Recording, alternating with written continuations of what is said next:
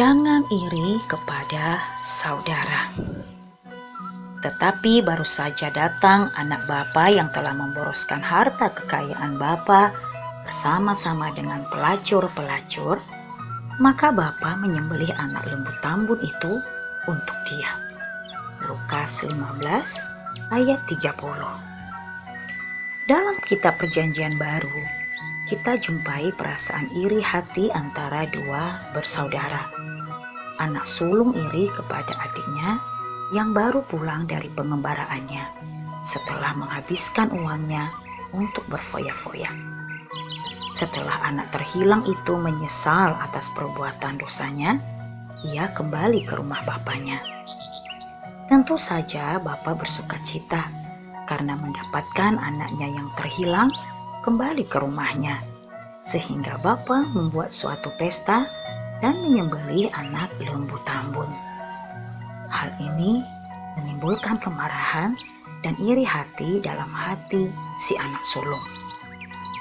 Sebagaimana Bapa Surgawi bersuka cita atas pertobatan seorang berdosa, maka seharusnya kita juga bersuka cita bila ada saudara kita yang terjatuh kembali bertobat. Jangan kita memusuhi atau mengungkit kembali dosa lamanya karena dia sudah bertobat, apalagi menghakimi. Itu bukan wewenang kita. Maksud anak sulung itu mungkin agar bapaknya memberi ajaran kepada adiknya.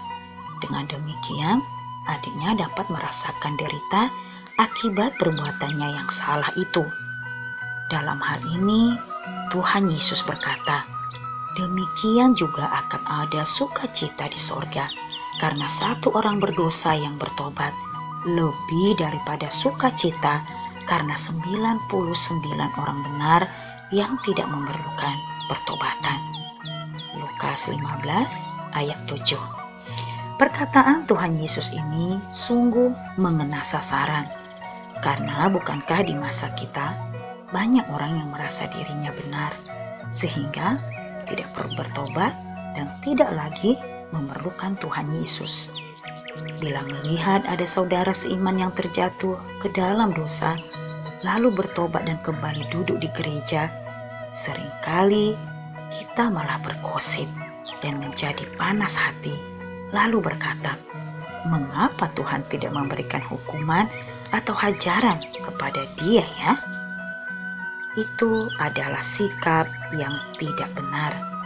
Daripada kita menghakimi mereka, lebih baik kita bersikap seperti Yesus.